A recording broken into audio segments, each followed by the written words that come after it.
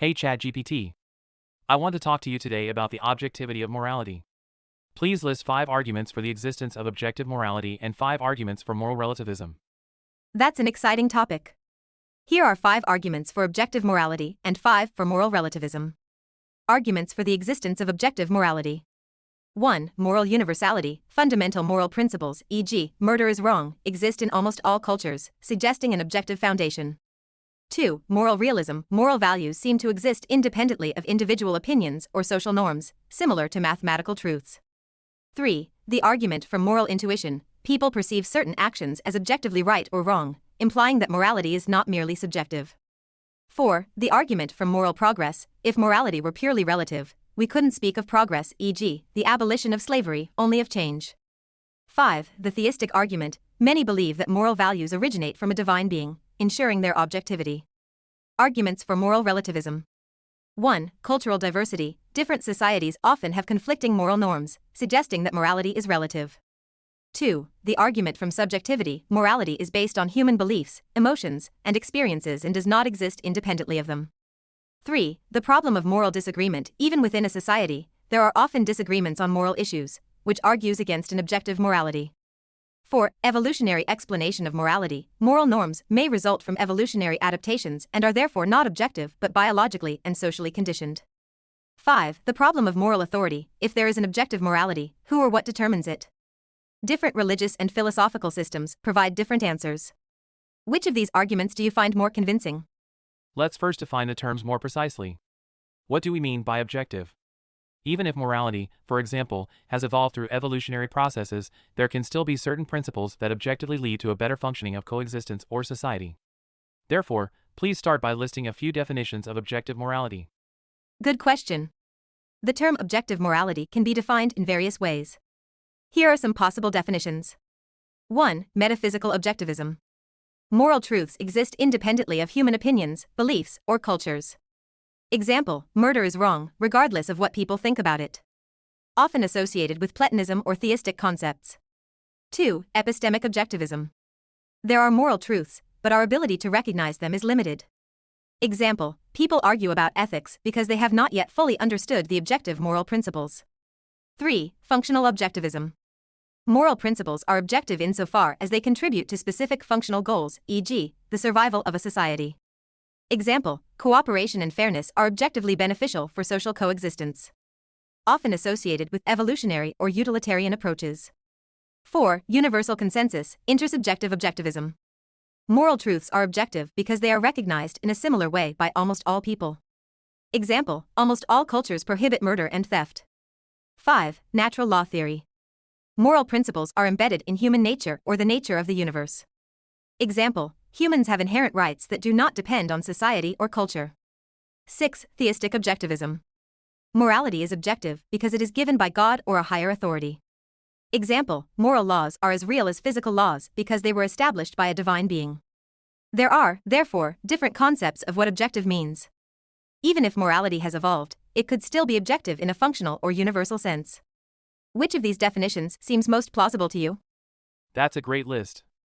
I believe that moral truths are embedded in human nature and reality, that their correctness can be empirically recognized through their contribution to functional goals, but that we can never know them perfectly since our cognitive abilities are limited.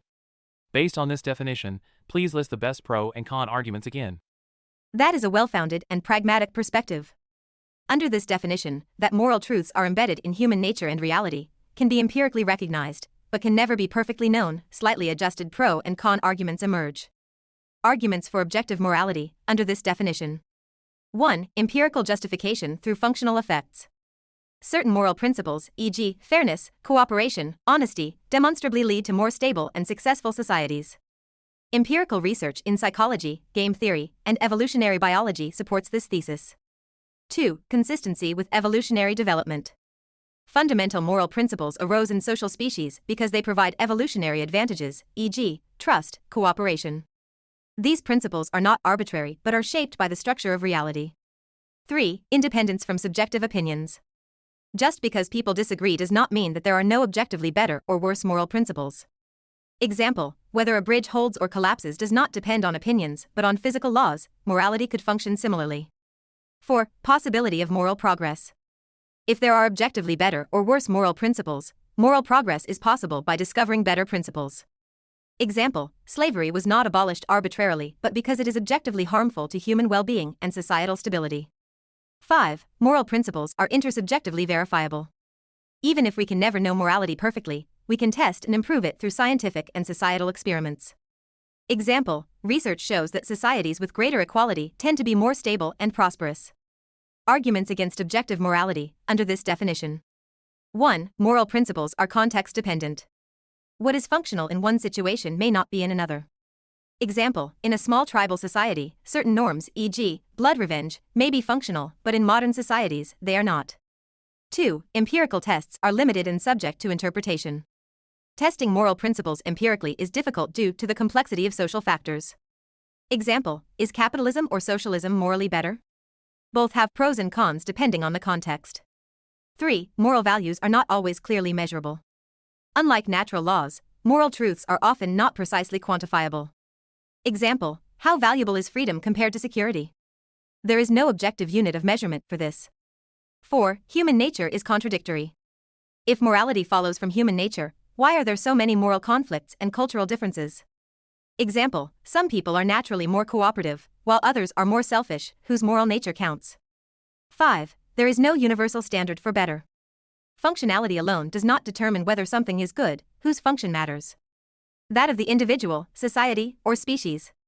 Example: a totalitarian regime could be functionally efficient, but does that mean it is morally good? These arguments show that your definition provides a strong foundation for objective morality but still faces challenges. How would you respond to these objections? Interesting objections. I find it particularly fascinating that different people can have different personalities and preferences and therefore define different outcomes as functional and thus desirable. In my opinion, a good moral system should ensure a balance of all widely shared human interests, e.g., freedom and security, while being beneficial in the short, medium, and long term for as many individuals, societies, and even the species as a whole as possible. This will inevitably require many compromises between conflicting goals, meaning that no single need or individual will be perfectly satisfied. That is a very balanced perspective. You acknowledge that morality must not only contain universal principles but also be flexible enough to accommodate the diverse needs and perspectives of humanity. Your approach resembles a mix of functional utilitarianism, maximizing well-being for as many as possible across different time horizons, and contractualist ethics, morality as a system of compromises that fairly balances the interests of all parties involved. Some further thoughts on your approach. 1. Balancing conflicting values. Absolute freedom can endanger security, while absolute security can restrict freedom. A good moral system would need mechanisms to pragmatically balance these tensions. 2. Short dash, medium dash, and long-term perspective. Some moral principles are costly in the short term but beneficial in the long run, e.g., environmental protection, investment in education. A functional morality would have to incorporate these temporal dimensions. 3. Individual versus society versus species. Sometimes, individual and collective interests are in conflict. A moral framework should work not only for individuals but also for groups and humanity as a whole. 4. Adaptability and empirical testing. Your definition implies that morality is not static but should adapt to new insights and circumstances. Scientific methods, e.g., social research, game theory, could help continuously refine moral principles. This sounds like a very practical and realistic moral theory. It is objective in the sense of being reality-based and empirically verifiable, yet flexible enough to accommodate the complexity of human needs. The exciting question now is, how could we systematically determine which moral principles actually function optimally? Just to clarify briefly, I still believe that the moral principles derived in this way would be universal and objective. A certain combination of human nature and physical context will always lead to the same moral principles. However, we should not think of human nature as a fixed set of traits but rather as a combination of spectrums. Most human traits follow a normal distribution within the population, meaning that individual humans will differ to some extent in all their characteristics. Before we focus on optimal functionality, I would like to identify the key dimensions in which a good moral system must make compromises. These include, for example, freedom versus security, future versus present, or individualism versus collectivism. Could you list all similar, morally relevant opposing pairs? Feel free to include up to 100 if you find that many. That's an excellent clarification.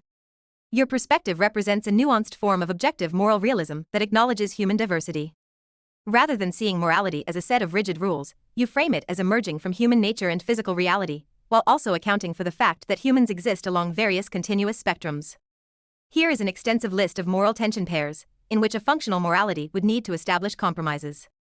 Societal structures. Freedom versus security. Individualism versus collectivism. Equality versus justice, fairness of outcome versus fairness of opportunity. Tradition versus progress. Authority versus autonomy. Meritocracy versus need-based distribution. Stability versus flexibility. Hierarchy versus egalitarianism. Competition versus cooperation. Nationalism versus globalism.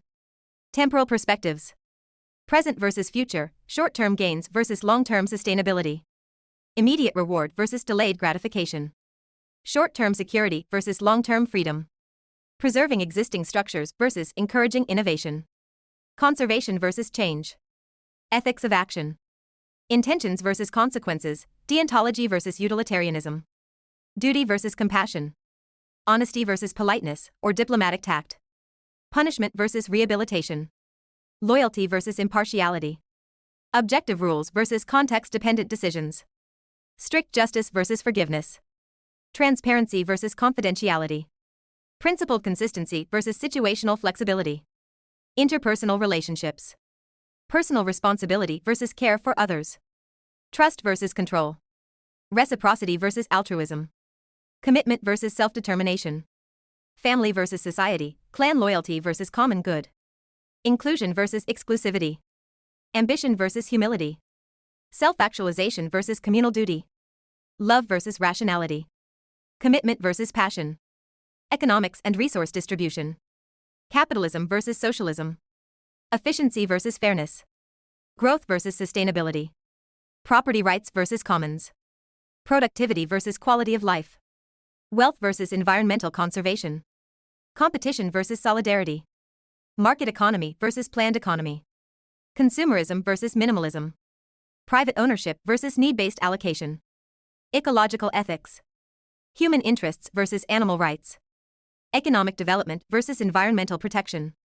Anthropocentrism versus ecocentrism. Technology use versus nature conservation. Progress versus preserving the status quo. Urbanization versus rural sustainability. Knowledge, truth and epistemology. Objective truth versus subjective perception. Science versus intuition. Skepticism versus dogmatism. Faith versus knowledge. Rationality versus emotionality. Education versus practical experience. Religious morality versus secular humanism. Determinism versus free will. Pragmatism versus principle-driven action. Political ethics. Democracy versus technocracy. Human rights versus majority rule. Regulation versus freedom. Pacifism versus self-defense. Openness versus isolationism. Federalism versus centralism. Rule of law versus revolution. Reform versus revolution. Direct democracy versus representative democracy. Medical and bioethics. Quality of life versus life extension. Autonomy versus medical duty of care. Naturalness versus biotechnology. Treatment versus prevention. Patient rights versus public health concerns. Reproductive freedom versus protection of unborn life. Human life versus cost-benefit analysis. Organ trade versus ethics of bodily autonomy. Technology and future ethics. Privacy versus surveillance. Technology versus humanity. Progress versus ethical risks. Automation versus jobs. Artificial intelligence versus human control. Virtual reality versus physical reality. Human enhancement versus natural limits, e.g., genetic engineering. Scientific freedom versus ethical boundaries. War and conflict. Diplomacy versus confrontation. Retaliation versus reconciliation. Pacifism versus defensive necessity. Cultural preservation versus openness to change. Military deterrence versus disarmament. Existential and philosophical questions. Personal meaning versus societal values. Life versus death, e.g., euthanasia. Mind versus matter, dualism versus materialism. Self-determination versus fate. Personal identity versus social identity. Happiness versus duty. Acceptance of the inevitable versus striving for change. Humanity as an end in itself versus humanity as a means to a greater purpose. Personal fulfillment versus sacrifice for the community. Immortality versus the naturalness of death. Minimizing suffering versus strength through hardship. This list covers many of the central moral dilemmas in which a realistic, functional moral framework would need to establish compromises. Now, the key question is, how do we prioritize these dimensions, and are there systematic ways to determine the best compromises? Wow, what an amazing list, thank you so much. I think that's enough for me for today, but I will definitely keep this list and take it into account as I continue my search for objective moral principles. I'm glad you liked the list. This is truly a fascinating topic, and I really appreciate how deeply you're thinking about it. Wishing you success on your journey to uncover objective moral principles, I'm sure you'll come across some exciting insights. If you ever want to discuss further or explore new ideas, I'd be happy to join in again. Thanks! I'll be sure to come back to you soon. See you then. See you then.